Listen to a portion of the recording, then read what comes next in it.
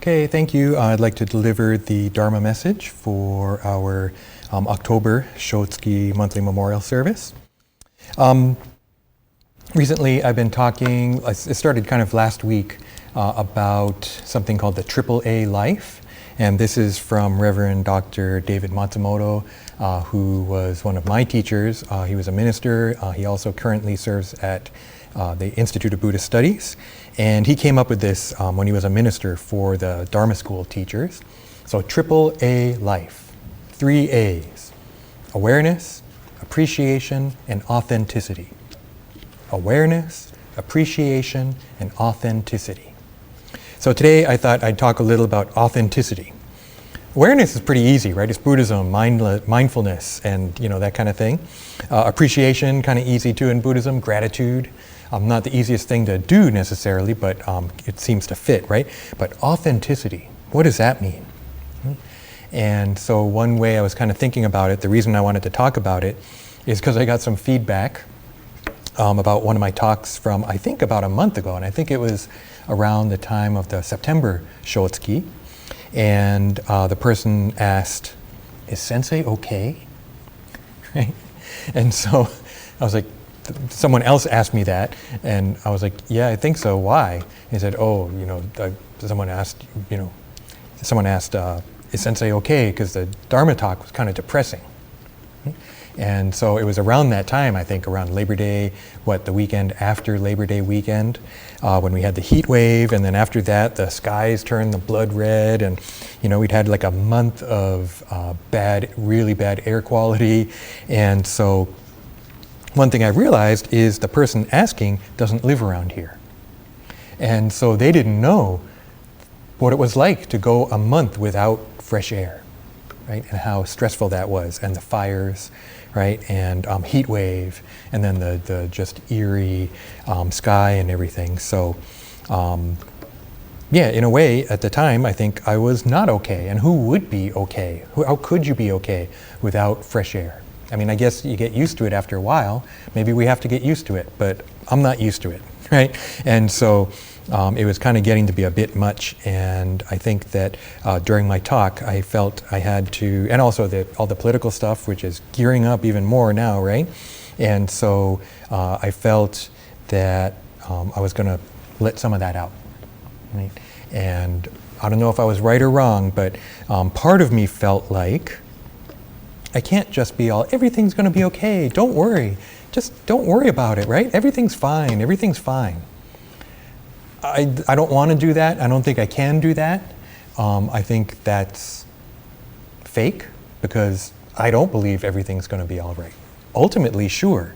From a Buddha's perspective, sure, right? But in this worldly perspective, no, things are going pretty bad, right? And so I think that needs to be acknowledged. But at the same time, I need to also try and put positive spin on things, right, as a minister. And so all this stuff, going through my head when I was making that talk, and kind of thinking about it again now.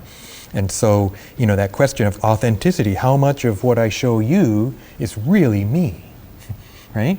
And how much of my true feelings do I show? How much of my true feelings am I aware of, actually, in my daily life? I think I'm that's a somewhat masculine trait of mine, I think, that a lot of my emotions I keep tamped down, right, and not expressing openly. And I don't know if that's part cultural Japanese kind of thing, or if it's a male kind of thing, right? But even my true feelings, I don't think I'm necessarily always aware of. On that topic of trying to be positive and just always have a positive message, that can go too far, right? There's a term now, toxic positivity, right? Where you're so positive that you just won't allow any negativity, right? And that's just not realistic. That's not how life works, right? And yet, to always be negative is not right either, right? And to give in to that negativity isn't necessarily healthy either.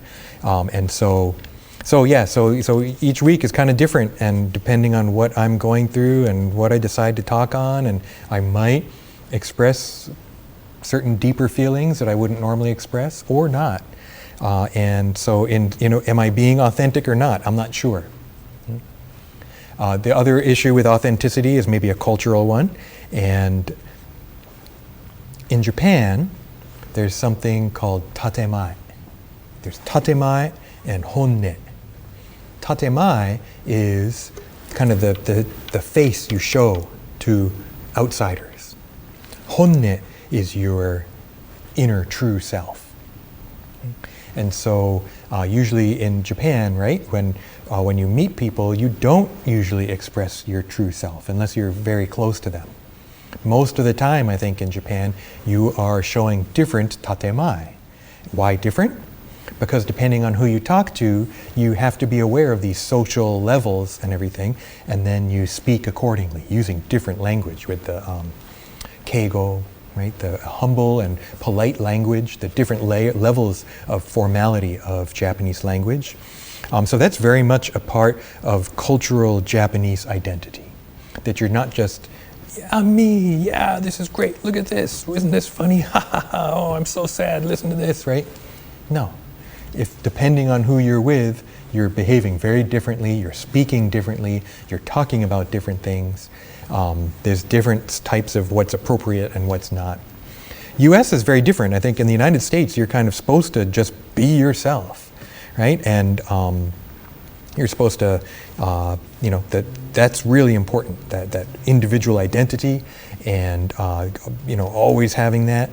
And I'm exaggerating a little bit, but I think, maybe it's, and from a Japanese perspective, it sounds weird, but from an American perspective, it's not even an issue.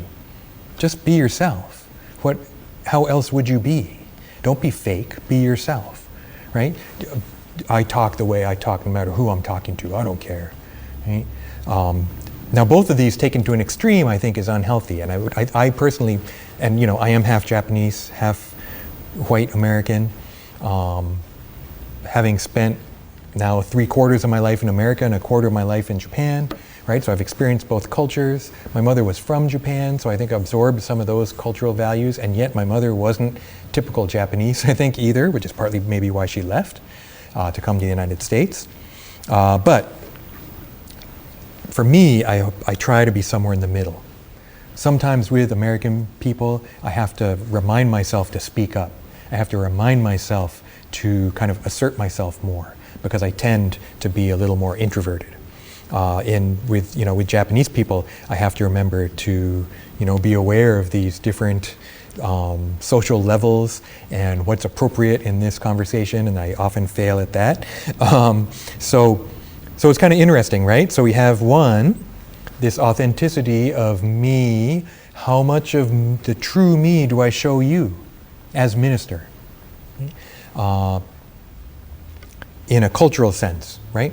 How much am I doing the American thing of just being me, and how much of it am I doing the Japanese thing of kind of trying to be in accord with my local conditions and surroundings? So in a lot of ways, I think it comes down to the big question, who am I? Right? And this is a question I've asked myself over the years, and I think I've had different answers at different times in my life, depending on different experiences that I had. And maybe it's a question we should all ask ourselves sometimes. Right? And it can have a lot of different layers, it can mean a lot of different things. My answer is going to be, who am I depends on the context. Right? And that it's important to be aware of this context. Today's context is Shotsuki, the Shotsuki Hoyo, the monthly memorial. Right? And so I read a long list of names, and you may be watching this because you are related to one of these people. And so that's one answer. Who am I? Well, in the context of the person on this list, I'm a child or grandchild or sister or brother or spouse or parent, right? There's all different possibilities. And you might have two people on this list, and then your answer you might have two different answers, right? If you have two people. If you have someone else on a different month list, the next month when you ask, who am I? Well, to that person, I'm grandson, right? But the previous month, I was nephew. So depending on who you're thinking about, you become something different. And it's very Buddhist, I think. I think it's an aspect of Japanese culture, but maybe that points to the idea of no self in Buddhism. And no self doesn't mean that there's no me, but it's more that there's no fixed self. There's no single unitary me-ness, right? That actually myself is malleable. And it depends, again, on the context and who I'm speaking with, who I'm thinking about.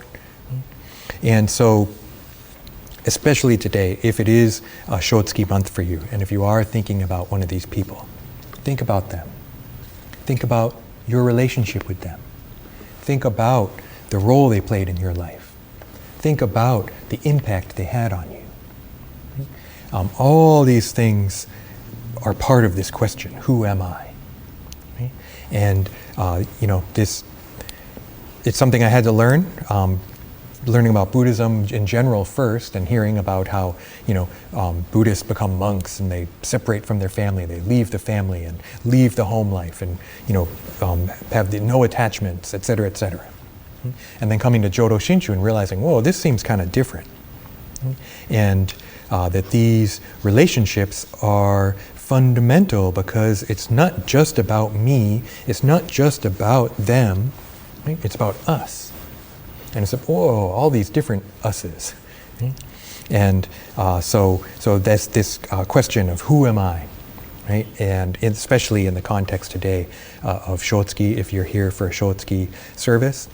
If you're not here for Shotsuki service, you can still ask the question, and you can still think of loved ones, you can still think of friends, you can still think of your different relationships and realize, oh yeah, I am many things, right? That I don't have to feel like I just have to cling to this one aspect of myself as my identity, but that my identity is actually multiple, right? Because of all these different contexts.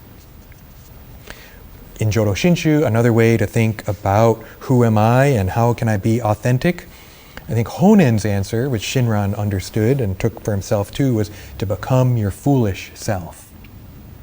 Become your foolish self. Right? That Jodo Shinshu is not about being a great person, important person, smart person, skilled person. Right? If you can do that, great. But can you do that in every single aspect of your life? Right? If you can't, it's okay. Okay? That realizing that and kind of acknowledging that and owning that, right? Becoming your foolish self is part of the path of Jodo Shinshu.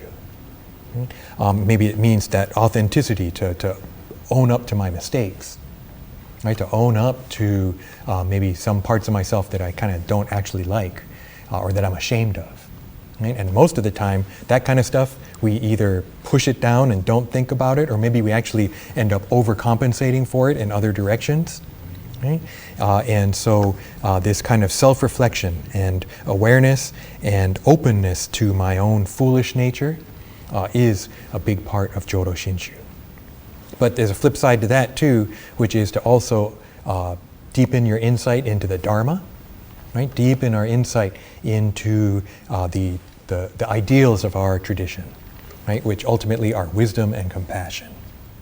And I think there is, in a way, a striving for that, striving higher, at the same time becoming my foolish self. Right? And so becoming my foolish self, Namo Amida Butsu, taking refuge in Amida Buddha, understanding that Buddha made a vow, well, Buddha's ultimate compassion is so that I can be embraced by wisdom and compassion and ultimately become Buddha myself. And I believe that in this process we're transformed, right? That we're not just stuck with being a foolish being, that's it, end of story. We grow into our foolish self, but maybe we're able to manifest something bigger too, some compassion, some wisdom, right? Not coming from within myself, but coming from something bigger. And again, part of this process is related to Shotsuki, reflecting on my life, reflecting on their lives, realizing that they are now part of that wisdom and compassion too. Right? And so it's all interconnected, right? It's all related to each other. And it's kind of neat. It's kind of like a life project, huh? We have to live our lives no matter what.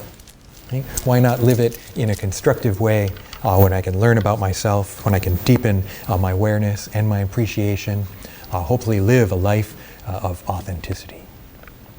So I want to thank you very much for joining us for our Shotsuki Hoyo today. Let's sing Ondok-san, which is on page 220 in the large purple BCA service book.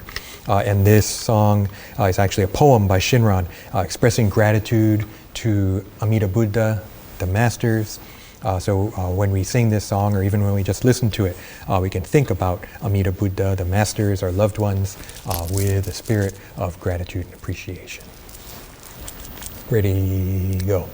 Nyorai dai no ondoku wa miyoko ni shite mo hozu beshi shishu chishiki no ondoku mo hone o kudakite mo shasu beshi.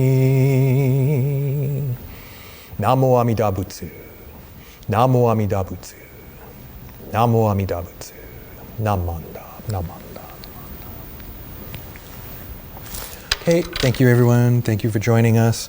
Remember, you can always go to the BuddhistChurchofOakland.org website to see what's coming up for events. And you can also always, you're here, if you're watching this, at our BCO YouTube channel, and you can dig around in there or check back there too for new services, things like that. Okay, thank you very much. Take care, everyone. Actually, why don't we conclude Gassho. Namo Amida Butsu. Namo Amida Butsu. Namo Amida Butsu. Namanda.